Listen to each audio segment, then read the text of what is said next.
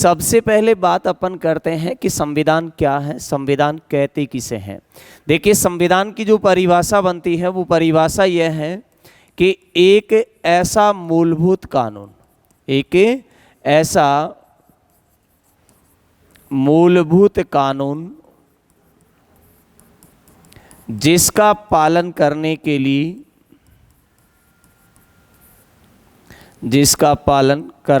लिए सरकार एवं नागरिक दोनों बाध्य हों, जिसका पालन करने के लिए सरकार एवं नागरिक दोनों बाध्य हों, सरकार एवं नागरिक दोनों बाध्य हों, क्या कहलाता है? संविधान कहलाता है। याद रखें, ये जो परिभाषा है ये केवल लोकतांत्रिक संदर्भ में लागू है। किस संदर्भ में?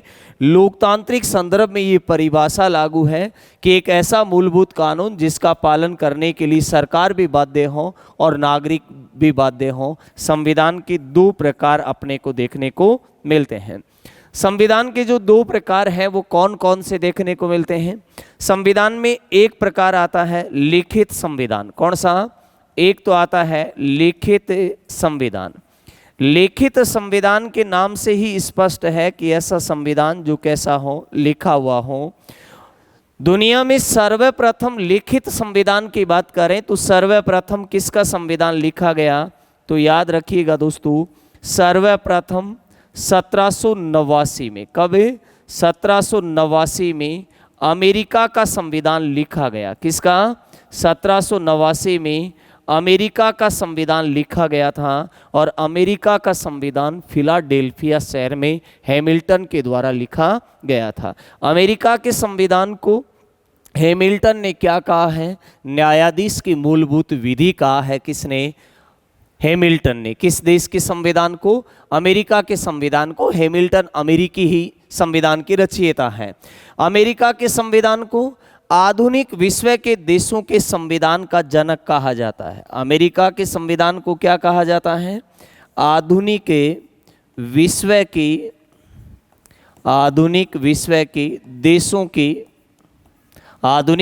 के देशों के संविधान का जनक। और आधुनिक विश्व के देशों के संविधान का जनक किसको कहा जाता है? अमेरिका के संविधान को कहा जाता है। कब बना था? 1789 में बना था। फिलाडेल्फिया शहर में वो लिखा गया था। तो लिखित संविधान का उदाहरण अपन ने पढ़ लिया, वो अमेरिका है। आधुनिक विश्व के देशों के संविधान का क्या कहलाता है? जनक कहलाता है। संविधान का जो दूसरा प्रकार प्रचलन में है वो है अलिखित संविधान। अलिखित के नाम से ही स्पष्ट है कि ऐसा संविधान जो क्या हो? बिना लिखा हुआ हो। अलिखित संविधान की विशेषता क्या होती है?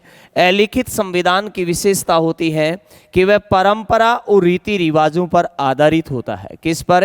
अलिखित संविधान है ये परंपरा व रीति रिवाजों पर आधारित होता है। परंपरा व रीति रिवाज पर आधारित होता है। कौन सा संविधान? अलिखित संविधान। भारत में सर्वप्रथम बात करें बाल गंगाधर तिलक की। भारत में सर्वप्रथम संविधान की मांग, भारत में सर्वप्रथम संविधान की जो मांग है, ये संविधान की मांग 1895 में की गई थी। कब? 1895 में की गई थी। और 1895 में भी अपन बात करें तो नाम आता है बाल गंगाधर तिलक का।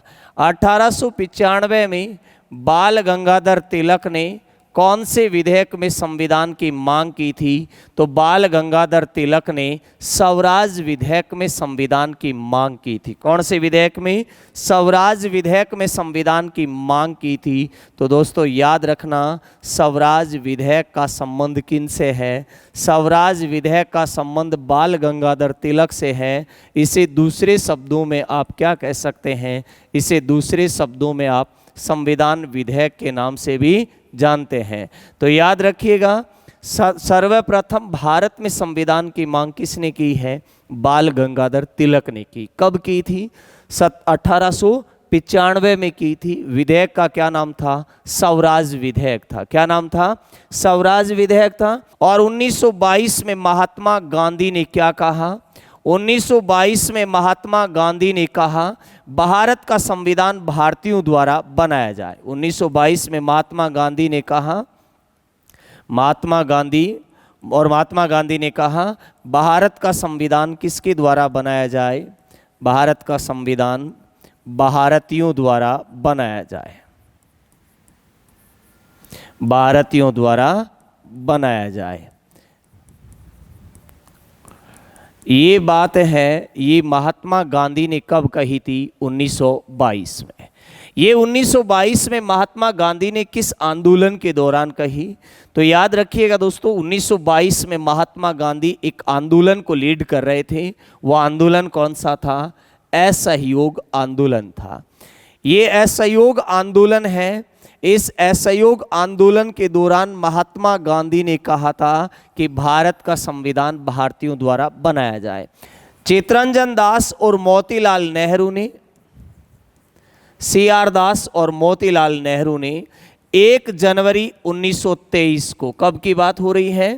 1 जनवरी 1923 को, 1 जनवरी 1923 को स्वराज दल की स्थापना कर डाली। किसकी? स्वराज दल की स्थापना कर डाली। और स्वराज दल की स्थापना कहाँ पर हुई थी? स्वराज दल की स्थापना है ये इलाहाबाद में हुई थी। कहाँ पर है? इलाहाबाद में हुई। कब हुई? 1 जनवरी 1923 को हुई। किसने की थी? CR दास और मोतीलाल नेहरू ने की थी। कांग्रेस से अलग होकर स्वराज दल की स्थापना की थी।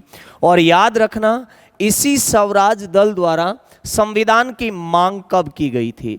तो स्वराज दल द्वारा जो संविधान की मांग है, ये संविधान की मांग कब की गई थी?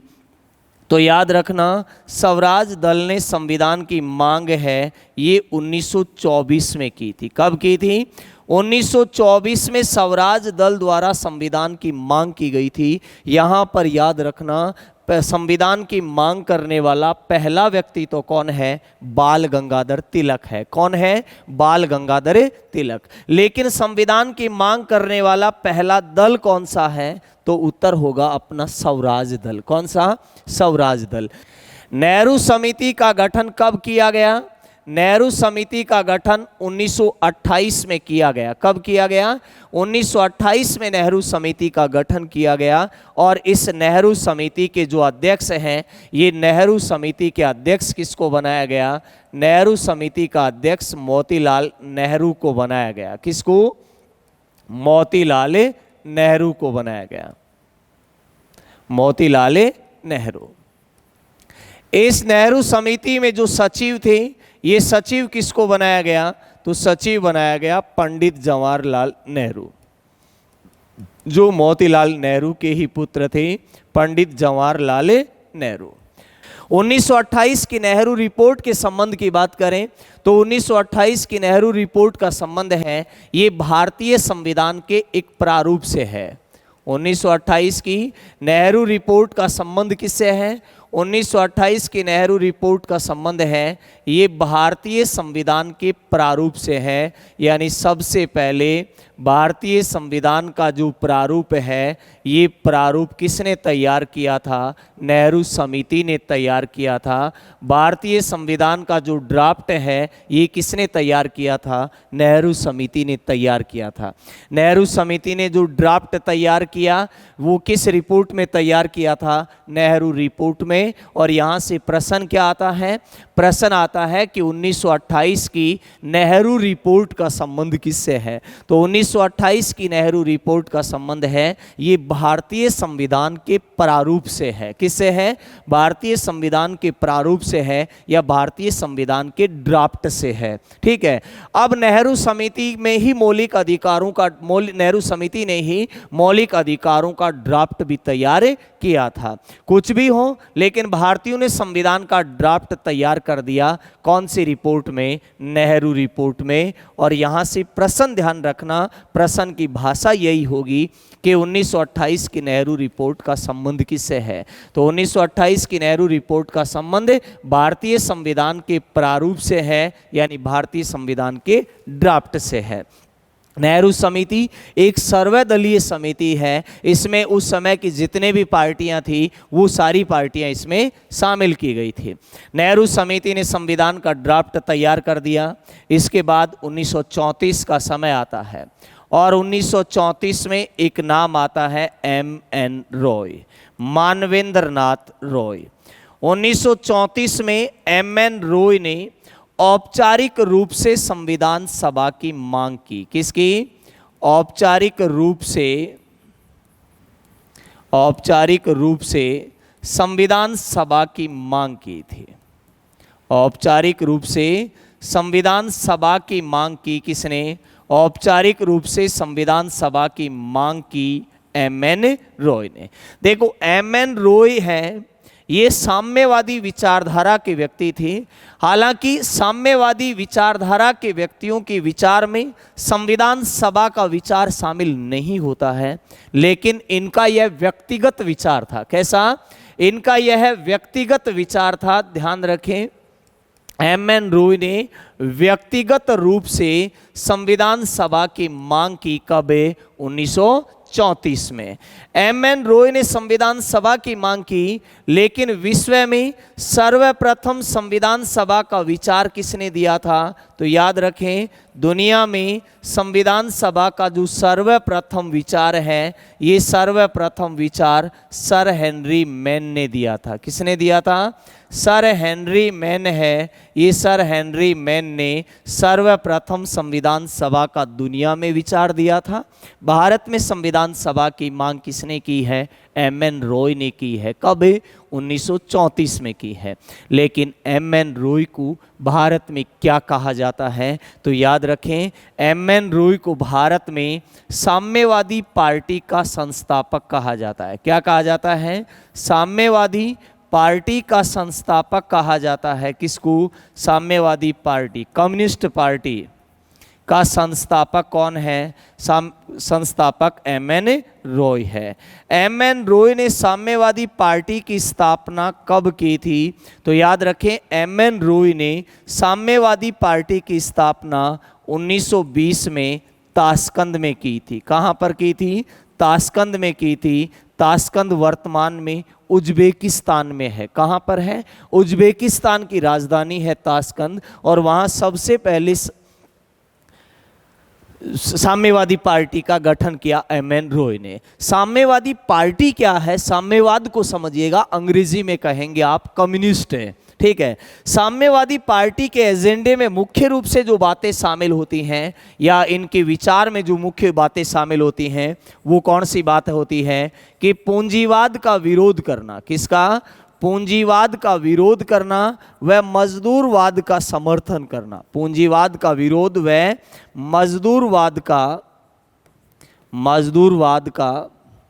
पूंजीवाद का विरोध व मजदूरवाद का समर्थन कौन करती है? कौन सी विचारधारा करती है? साम्यवादी विचारधारा।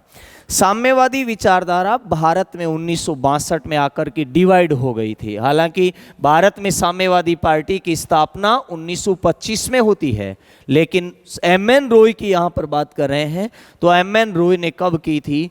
M.N. रॉय ने 1920 में की थी। कहाँ पर? ताशकंद में की थी। साम्यवादी पार्टी के एजेंडे में पूंजीवाद का विरोध और मजदूरवाद का समर्थन है। साम्यवादी विचारधारा दो प्रमुख राजनीतिक विचारकों की विचारों पर आधारित है, जिनमें एक का नाम सुना होगा आपने, लेनिनवाद। ठीक है, वो लेनिन के विचारों पर आधारित है। एक है ये कार्ल मार्क्स के विचारों पर आधारित है। अभी आपने राजस्थान विधानसभा में विधायक सुना होगा, बलराम पूनिया, गिरधारी लाल। ये दो ऐसे विधायक हैं जो साम्यवादी पार्टी के ही विधायक हैं, लेकिन वो मार्क्सवादी साम्यवादी पार्टी के विधायक हैं, यानी CPI M वो कोष्टक में लिखते हैं। उस M का मतलब है कि वो साम्यवाद तो हैं, लेकिन वह कार्ल मार्क्स के साम्यवाद की समर्थक हैं। किसके? कार्ल मार्क्स के साम्यवाद के समर्थक हैं।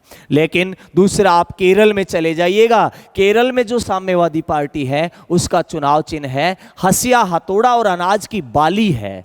हसिया हथौड़ा और अनाज की बाली है, मतलब वह लेनिनवाद पर आधारित है। किस पर? लेनिनवाद पर आधारित है। कौन सी?